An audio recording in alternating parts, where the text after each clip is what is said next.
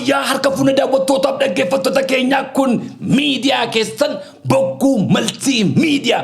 Bokkuun maltiimiidiyaa sagantaa Gingilchaa torban fudhatee dhufu kan torbee kanaa fudhatee dhufeera. Sagantaa Gingilchaa guyyaa irraa fudhatee kan isiniif dhiyaate jedhanaaltichi keessan kun qadaleen keessan habsaamuu lamuuti. Kanneen sagantaa keenyaaf haaraa taatan YouTube channel keenya subscribe godhaa. Sagantaa keenya kanarraa yoo waa hubattan yoo isin tolte hiriyoota keessanii raabsuun dagatina haga xumura sagantaa keenyaatti nu waliin turan afeerraa keenya yeroo hundaati.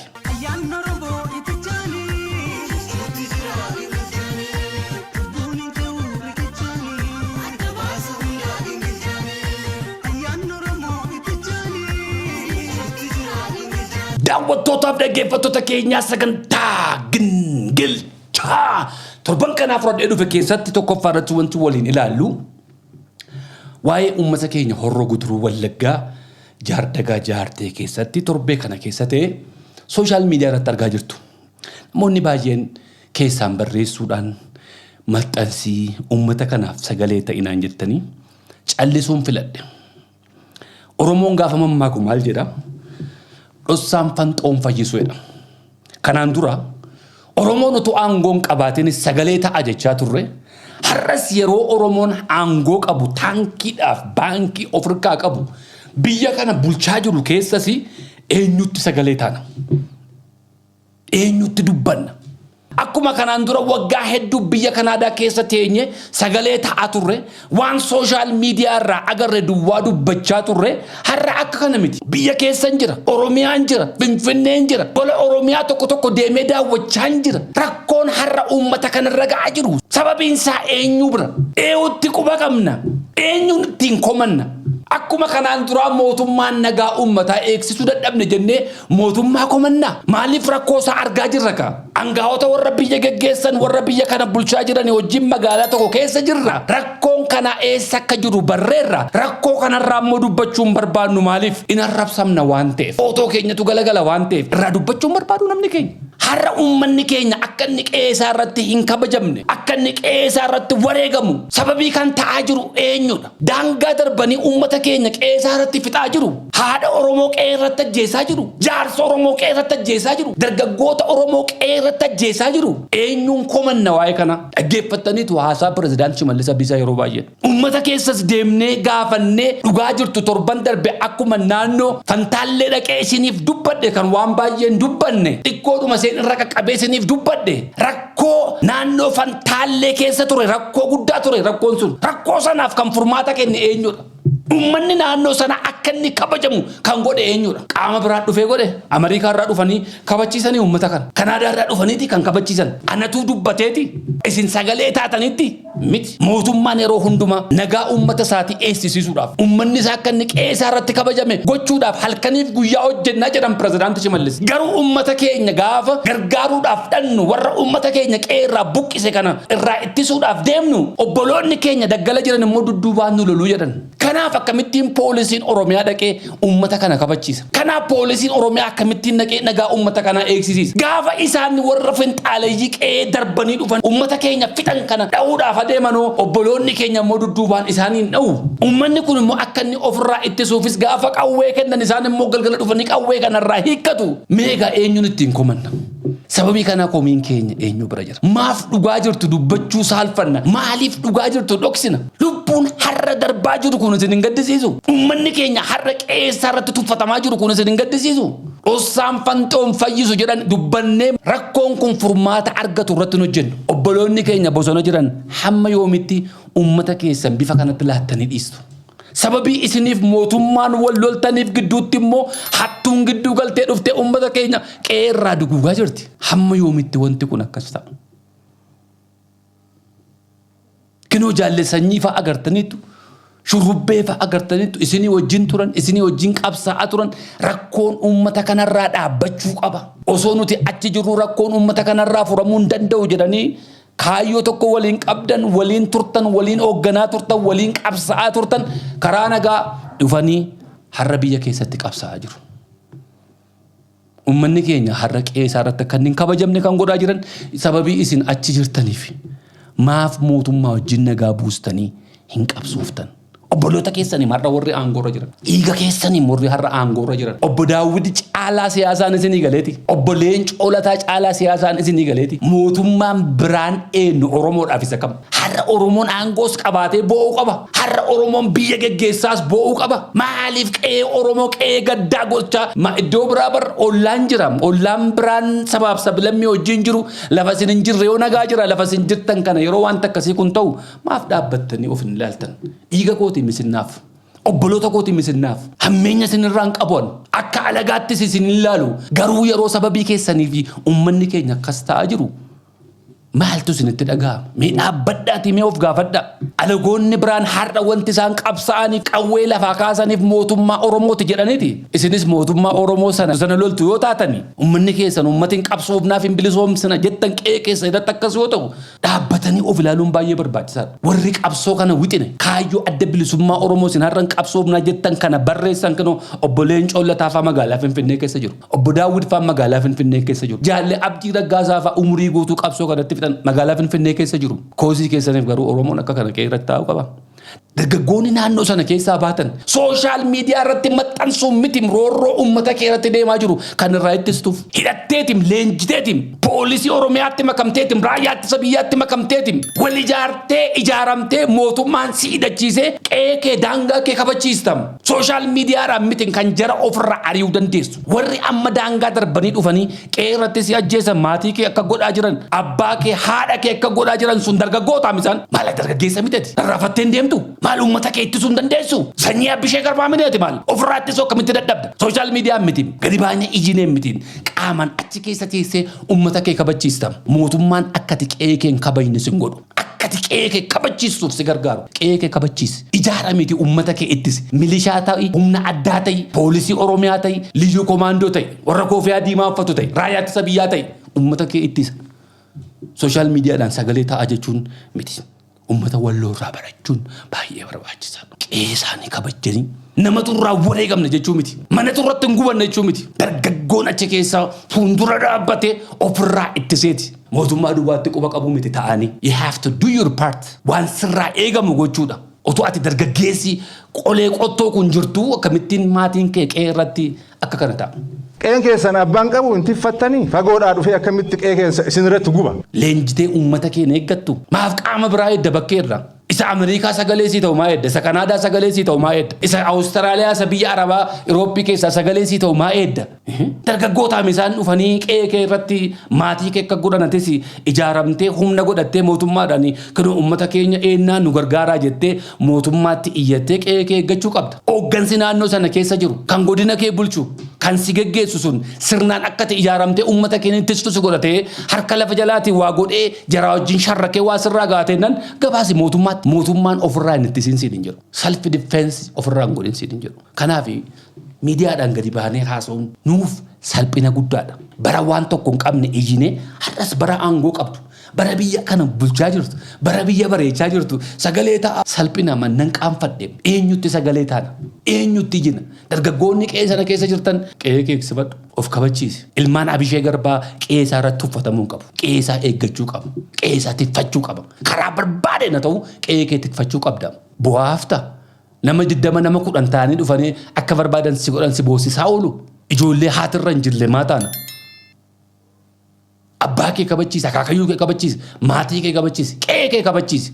Baratuu Gingilchaa, baratuu Gingilchaa, baratuu Gingilchaa. Daawwattootaaf dhaggeeffattoota keenyaa sagantaa Gingilchaa. Guyyaa irraa fudhadhee dhufe keessatti lammaffaa irratti wanti waliin ilaallu torban darbe akkuma waadaa isinii galee magaalaa Finfinnee keessa teenyee koriidar maatii babbareedaa kana waan hojjetamaa jiru kana duwwaa isinitti mul'istu kana booda miilli keenya hiikkate Oromiyaa godinaalee adda addaa keessa dhannee waan agarre isin biraan geenye jennee gara Fantaallee deemnee uummata keenya kirkira lafaa akkasumas hongeedhaan qe'ee irraa buqqaaniif waa goonu goonee akka gara Mataaraa dhannee Rizoortii abbichuu abbaa malaa nagaan siifa ta'u abbichuun hojjetes isin daawwachiifne turre kana booddee torbaniin hamma dandeenyetti amma baajeta lafaa qabnu xumuranutti Oromiyaa keessa olii gad deddeemnee isin daawwachiisa jedheen ture Shawaa Lixaan immoo dhaqee torban kana keessa Shawaa Lixaa kiiloomeetirii 77 magaalaa Finfinnee irraa Gincii biyya pirezidaantii Shimallis Abdiisaa Koborittis ijaaruu qabu pirezidaantii Shimallis. Waarshaa guddaa tokko ijaarame jechuudha. Keenyaa biiraa waggaa tokkoof walakkaa akka har'aa dhaqeen ture. Gamoon isaa ijaaramee jira, keessi isaa qullaa ture. Waggaa tokkoof walakkaa gidduutti eessaa akka isaan fidan hin beeku, lafa keessaa ola bahu, gubbaarraa bahu, waarshaan biiraan akka biyyattiitti guddaan ijaaramee eebbifamuudhaaf torban lama tafeen hin jiran. Carra qabeessa ta'een immoo qaaqodheen mallakkee lama dhannamee ilaale. Nama biiraa dhugullee miti garuu dhannameen ilaale. Baay'ee natti tole. Abbaa carraa agartanitti gaafa waaqayyo walirra buusu. Kottuu dhannam jedhanii na waamne. Dhimma koon karaa deemaan dhaqee itti goree dhannameen darbe. I'm so happy. Baay'ee natti tole. Faabrikaan guddaan akka kanaa Oromiyaa keessatti ijaaramuunsaa diinagdee biyya keenya bu'aa maalii buusaa? Dargaggoota qe'ee sana keessa jiranii bu'aa maalii buusaa? Qotee bulaa naannoo sana jiranii bu'aa maalii buusaa? Biyya keenyaaf maal fida kan jedhu ilaaluun baay'ee barbaachisaadha. Fuula Feesbuukii keessatti maxxanseen ture. Biiraa godhanii haraama akkasii maqaa gooftaatiin waan adda addaa barreessu. Inni mormuu bara yeroo hundumaa numa mormu. Waan gaarii ati hojjettus, waan gadhee hojjettus, waan tolu biyyaaf hojjettus mormuudhuma bakka aadaa godhate. Gadi ba'ee yoo mormu ta'e irri bisan qabatu. Mormuudhumaaf kan uumametu jira. Waarshaan kun gaafa ijaarame waarshaa kana keessaa biiraan ba'uu Oromoo duwwaan akka dhuguu fi yookiis immoo uummanni naannoo sana jiran duwwaan akka dhuganiin miti. Mee fakkeenya fudhadhaa biiraa Henikanii. Henikan amma eessatti akka oomishame namni baay'een hin beeku. Garuu Henikan biyya tokkittiitti oomishame lafa Henikan hin jirre hin jiru. Kanaadaa dhattanii, Ameerikaa dhattanii, as dhuftanii, Keeniyaa dhattanii, Irooppii dhattanii, Henikan everywhere. Akkuma keenyaa biiraa kana bakka tokkotti jalqabe. Waarshaa baay'ee immoo bitee jira. Biyya kana keessaas bitee dheeran beddallee fa'a. Waarshaa baay'ee bitee jira. Henikan addunyaa irratti guddate kun biyya Hoolaandii haa ta'u, biyya Jarmanii haa ta'u, biyya jalqabatti hundeeffame sanaaf galii guddaa galchaaf. Waarshaan keenyaan biiraan har'a Ginciitti hundee gadi fageeffatee dhaabbate kuni dinagdee biyya keenyaaf waan guddaa godha. Isa har'aa duwwaa hin ilaalina. Waa'ee biirummaa isaa duwwaa hin ilaalina. Biiraa kana dudduuba maaltu dhufa? Dargaggoota 2,500 oltu hojii irraa argata. Dargaggoonni kun maatii meeqa of jalaa qabu? Ijoollee meeqa of jalaa qabu? Qotee bulaan naannoo sanaa waan baay'ee itti fayyadama. Kanaan dura garbuu oomishee magaalaa Gincii yookaanis Hamboo dhaqee yookaan Finfinnee dhufee gurguratu har'a kanoo achuma Qe'eessaa irraa fuudhee tiraanspoorteeshinii otoo san barbaadin waarshaa kanatti dhaqee gurgurata. Waarshaan kun immoo faakterii baay'eedha wajjin gadi ba'uuf deema. Waan hedduu arguudhaaf jirti. Kanaaf dursanii waa mormuun, dursanii waa balaaleffachuun, dursanii akka hinaaffii wayii tokko haasa'uun gaarii miti. Waarshaan kun maal fidee dhufa? Uummata keenya bu'aa maalii qaba? Qotee bulaa naannoo sanaa bu'aa maalii qaba? Waan biraa dhiisaati. Atalaan biiraa sana keessaa ba'u loon naannoo sanaa meeqa gabbisa? Qotee bulaan keenya sanatti meeqa gargaarama? Dargaggoon keenya meeqatti gargaarama? Kan bor biiraa kana raabsee tujjaara ta'ee maatii isaa biyya isaatti hin gargaaru meeqatu gadi ba'a? Maaf fageessanii kan hin ilaalle? Maaf hundumaa mormuuf dhalattan? Mootummaan naannoo Oromiyaa guddaa galatooma. Hojii hojjettan kanaaf I'm so proud of you. Warri waan kana irratti dhamaatan. Warri waan kana hojjettan. Maaliif kuni waarshaa xiqqoo miti. Waarshaa guddaadha. Waarshaan kun biiraa duwwaa miti bor waan biraadhaan gadi dhufa. Aannan fiduu danda'a. Maali atalaachi keessaa bahu kana loon kennanii fi loon achumatti gabbisanii loon sana keessaa aannan fuudhanii waarshaan aannan achitti uumamuu danda'a. Lallaafaa adda addaa achitti uumamuu danda'a. Waan adda addaa gochuu danda'u. Kanaafi baay'ee natti tole. I'm so proud of you. Abbaa cabsaa. Waarshaan akkasii kuni baay'achuu qaba Oromiyaa keessatti. Guddachuu qaba Oromiyaa keessatti. Kanaan dura waarsholeen Oromiyaa keessatti dhaabbatan baay'ee isaanii lafa qotee bulaa keenya irratti dhaabbatu. Qotee bulaa keenya naannoo sana jiran balaa adda addaatiif faalu malee qotee bulaa keenyaaf waan godhan. Warra achi keessatti illee qaxaramanii hojjetan iddoo biraa irraa fidanii hojjisiisu. Waarshaan inni kun garuu ilmaan isaatiin hundaa'e ilmaan isaatiif balbala hojii bana. Faalami inni addaa godhu hin jiru. Summi inni qotee bulaatti facaasu hin jiru. Bishaanni achi keessaa ba'ullee akkaataatti qulqullaa'ee risaayikilii ta'ee deebi'ee oomisha biraatiif ta'u irratti hojjechaa jiru. Kanaaf baay'een gammadee. Barri haa gingilchuu. Barri haa gingilchuu. Barri haa gingilchuu. Barri haa gingilchuu. Imalli kiyyaa achumatti hin dhaabbanne. Achumarraanin biyya gootaa dhaqe. Biyya Maammoo Muzammir. Biyya Koloneel Alamuu. Biyya Laggasaa Wagii. Biyya Jaagamaa Badhaanee. Biyya Hacaaluu Hundeessaa. Hamboo dhaqee gaafa maqaa caaluu kaasu gaa seexanni iyyuu baay'eetu jira. Maqaa gootaa kaasuurraa dudduubatti hin deebinu. Maqaa gootaa kan kaasnuuf hojii isaaniitu akka maqaa isaanii kaasnu nu godha. Hamboo maqaa kaafne maqaa acee otoo hin kaasin hafuu hin dandeenyu. Hamboo maqaa kaafne maqaa jaalle laggasaa wogii osoo hin kaasin hafuu hin dandeenyu. Hamboo maqaa kaafne maqaa daraaraa kaafaniin kaasin hafuu hin dandeenyu. Gootni hojii hojjetatu hojiin isaa sun maqaan isaa akka ka'u nu gochisiisa. Kanaaf maqaa goota keenyaa warri gaafa kaafnu aartanii footoo keenya galagalchitanii galagalchuu dhiistanii isinis duukaa galagaltu malee nuti maqaa isaanii kaasuu dudduubatti hin deebinu. Maaliif qe'ee tokkotti waliin dhalatteef charchii tokko waliin dhatteef masgiida tokko waliin dhatteef kan kee duwwaa miti. Gootonni qabsoo Oromootiif wareegamanii kan Oromoo hundumaati. Gootni Wallaggaarraa wareegame, gootni Baaleerraa wareegame, gootni Harargeerraa wareegame, gootni Oromiyaarraa wareegame hundi kan Oromooti. Maqaa kaasuurraa dudduubatti hin deebinu gaa. Isin aara, isin bishaan dhugaa. Yoo bishaan isinii ta'uu baate diraaftiitti dhugaa malee maqaa isaaniin kaafna. Hamboo dhannee daawwanne siidaa goota keenya dhannee ilaalle maatii isaas dubbisnee wanti baay'ee egeree Oromiyaa keessatti arge tokko kan na gammachiise mana barumsa ifa booruuti. Manni barumsaa kun mana barumsaa sadaffaa kiyya an daawwadheeti ergan gara biyya kanaa dhufe. Dodolaa dhaqee daawwadheera. Magaalaa Hamboo dhaqee daawwadheera. Magaalaa Najjoo dhaqee daawwadheera. Mana barumsaa kana keessatti egeree Oromiyaan arge. Qeerroof qarree Oromoo godina adda addaarraa dhufanii achi keessatti baratan afaan 5 dubbatan. Naamusa isaanii yeroo afaan Oromoo dubbatan qulqulluu afaan Oromoo isaan dubbatan kan afaanota 5 kana akkuma afaan tokkotti wal qixxeessanii dubbatan hayyoota biyya kana geggeessan egeree Oromiyaa egeree Itoophiyaa meeqan achi keessatti waan argeef baay'ee galateeffachuudhaaf gad dhufe. Mana barumsa ifa booruu galatooma warri waan kaarratti dadhabdan manni barumsaa kun bakka 3 kana duwwaa jira miti. Iddoo hedduu jira. Carraa argadhee dhaqee ilaalee bakka 3 kana gara fuula duraatti immoo dhaqee ilaalee dubbiseen isin biraan gaa hojii mootummaan naannoo Oromiyaa egeree boriirratti hojjechaa jiru. I'm so proud of you guys. Ulfaadhaa. Baay'ee itti gammade. Maal qaba utuun deebi'ee ijoollee xiqqoo ta'e carraa akkas baratan kana argadhee baradhe jedheen inaafe ani mataan koo. Ijoollee koo biyya alaatiif fidee barachiisuun koos waan hafu miti garuu ilmi koo amma fixa. Intalli koos immoo fixuu fi waggaa lama tafe. Kanaan dura utuun argeera ta'e ijoollee koo fideen barsiisan ture. Naamusni ijoolleen as keessa jiran. Akkaataa isaan itti barachaa jiran baay'ee natti tole. Isaan gidduu taa'ee daree keessa taa'ee afaan Chaayinaa anis cangdang jecheen waa baradheen ture baay'een ofitti gaabbe. Maal ta'a kun dhaloota koo keessatu jiraate jedheen. Har'as ijoollee Oromooti obboloota kootu barachaa jira.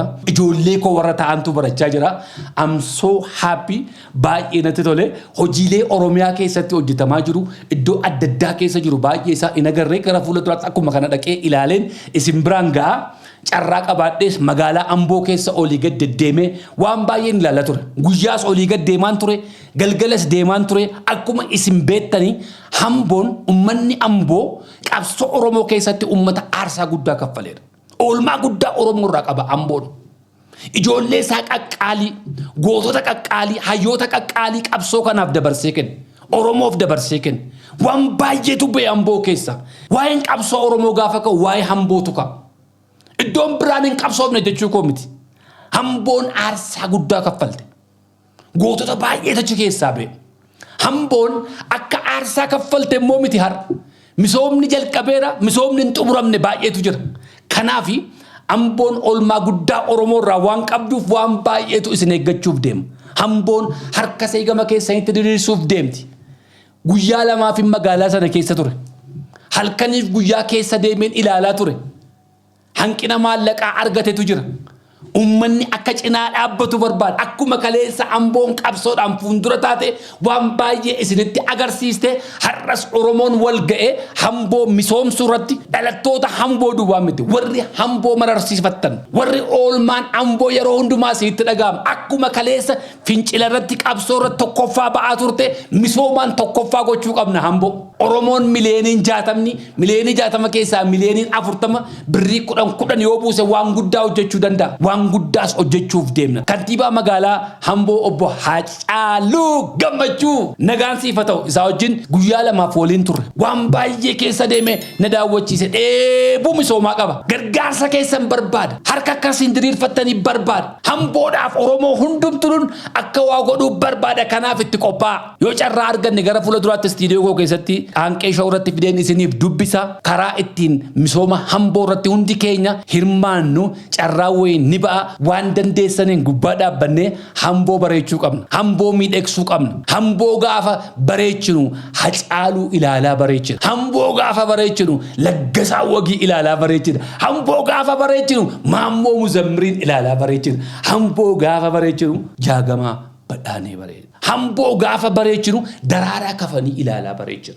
Kanaafi misooma hamboo irratti isin gaafachuuf deemu hanqina misoomaa jijjiirummoo nuti guutuu qabna. Mootummaan lafa danda'utti godha. Lafa mootummaan immoo hanqatetti immoo nuti cinaa dhaabbannee hamboodhaaf dhaabbachuu qabna. Gootota baay'ee achi keessaa ba'ee waan dandeessaniin hamboo cinaa dhaabbachuudhaaf qophaa.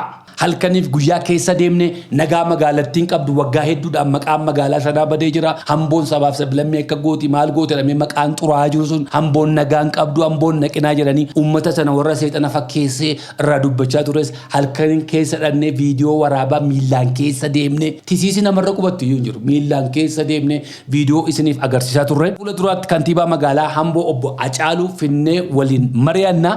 Magaalaa Hamboo keessatti waan baay'eetu qophaa'ee jira. Ani magaalaa lafa qopheesse abbootii qabeenyaatti simatu jalqaba magaalaa Hamboo arge. Lafa qopheessanii lafti kun nama misoomsuu danda'u abbootiin qabeenyaa keenya akka isaan dhufanii misoomsan naan jiranii natti agarsiisan. Kana obbo Hacaaluu wajjin gara fuula duraatti pilaaniin isaan qaban maal akka isaan isinirraa barbaadan maal akka hojjechuuf deeman Finnee irraa mari'anna. Barri haa gingilchuu. Barri haa gingilchuu. Barri haa gingilchuu. Daawwannaa keenya magaalaa Hamboo erga xumurree booddee kiiloomeetirii 24 Walisoodhaaf Hamboo gidduu jannata lafarraa wanciidhan. Abeete qilleensa isaa, abeete bareedina isaa, abeete naamusa uummata naannoo sana akka inni itti namatti tolu. Bakka sana dhaxxanii gaafa deebitan sammuun keessan ni aara. Jannata lafarraa jannata dhaqee argee hin beeku garuu jannatiin bareedaa jechuun dhagee jannata lafarraa wanciitti hin argine. Muummichi ministeeraa hojii isaan achitti hojjetan hojii salphaa miti. Galatooma abbichuu. Ulfaadhaa. Hamma bareedu kan hamma namatti tolu garuu namni keenya baay'ee dhaqee hin daawwatu. Namni keenya baay'een hin jiru. Bakki sun bakka sammuu namaa haaromsuudha. Hojii lafarratti hojjetame achitti dhaxxanii agartu. Riizoortii torban darbee waa'ee Mataaraa irraa dubban inni kun immoo isa addaati. Qilleensi achiif qilleensi Mataaraa adda adda. Mataaraan egaa akkuma beektan xiqqoo ni ho'a. Bakki kun immoo hin qabbanaa. Naamusi uummata sanaa akkaataa isaan karaa gubbaa dhaabbatanii ijoolleen isin simatan. Qilleensa gaafa achuun ol galtan waan biyya biraa deemtan isinitti fakkaata. Please dhaqaa daawwadhaa. Wanti maqaa balleessan sun har'a hin jiru seenaa ta'ee jira. Yoo dhaxxan isin butuu akkas isin goruu achiin naqinaa nagaan hin jiru ni jira. Kijiba. Dhaqaa daawwadhaa. Dhaqaa ilaalaa. Qabeenya Oromoof Oromiyaan qabdu gaafa agartan biyya keessaniifis kabajaa laattu. Hojii abbichuun hojjete gaafa achitti agartan galata isaa gashitu. Akka kanatti daawwannee deebine torban isa taanu keessa immoo eessa akka deemnu rabbitu beeka. Bakka dhannu dhannee gaafa achi ol deebinu isinitti mul'isna. Baratuu Gingilchaa. Baratuu Gingilchaa. Baratuu Gingilchaa. Daawwattootaaf dhaggeeffattoota keenyaa sagantaa Gingilchaa. Torbee kanaaf fudhadhee dhufe asumarratti gola been jira. Torban sagantaa biraan hamma wal deebinutti nagaa waaqayyoon nuuf jiraadha.